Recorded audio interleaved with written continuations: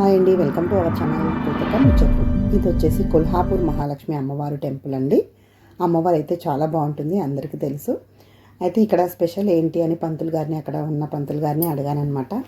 ఏంటి అంటే సంవత్సరానికి ఒక 2-3 సార్లు 3 రోజుల పాటు అండి సూర్య అస్తమయం సమయంలో సూర్యకిరణాలు పడమటి దిశగా ఉన్న చిన్న కిటికీలో నుంచి అమ్మవారి మొహం పైన పడుతుందంట అండి.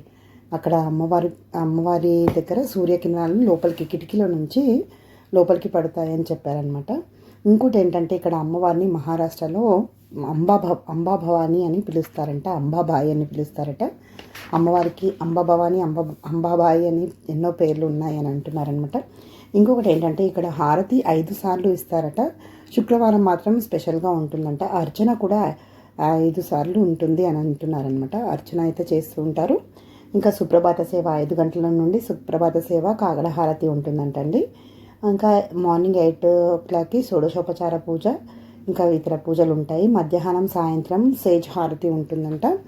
ఇంకా చాలా బాగా చెప్పారండి పంతులు గారు అయితే.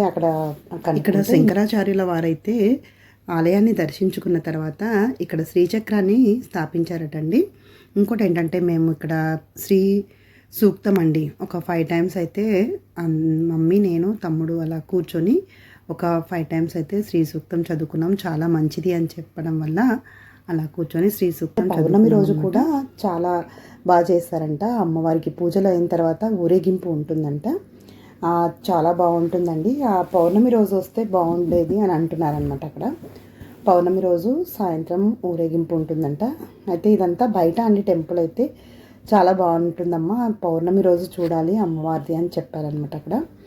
అయితే అమ్మవారికి ఇలా పూజలు అయితే చాలా బాగా చేస్తారు. శుక్రవారం అయితే స్పెషల్గా ఉంటుంది, స్పెషల్ పూజలు ఉంటాయంట అండి. చాలా రద్దీగా ఉంటుంది అని చెప్పారు. ఇక్కడ కూడా మేము వెళ్ళినప్పుడు కూడా చాలా రష్ ఉందండి ఇక్కడ. కాకపోతే ఏంటంటే అందరూ అలా నడుచుకుంటూ వెళ్తుంటాం కాబట్టి అంత ఏం అనిపించలేదన్నమాట.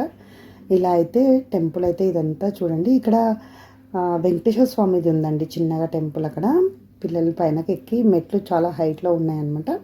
తిరుపతి వెంకటేశ్వర స్వామి అని చెప్పి పెట్టారు. ఇంకా ఇదంతా లైన్లో వెళ్తూ ఉంటే లోపల దర్శనం అయితే చాలా బాగా అయిందండి మాకైతే. అక్కడ హారతి అయితే చాలా బాగా ఇచ్చారండి కొల్హాపూర్లో. ఇదండి మొత్తం అక్కడ బయట అంతా ఇదనమాట. ఓకేనండి, నా వీడియో కనుక నచ్చినట్టయితే లైక్ చేయండి, షేర్ చేయండి, సబ్స్క్రైబ్ చేయడం మర్చిపోకండి. మళ్ళీ కలుస్తాను జ్యోతిక ముచ్చట్లతో. బాయ్ అండి.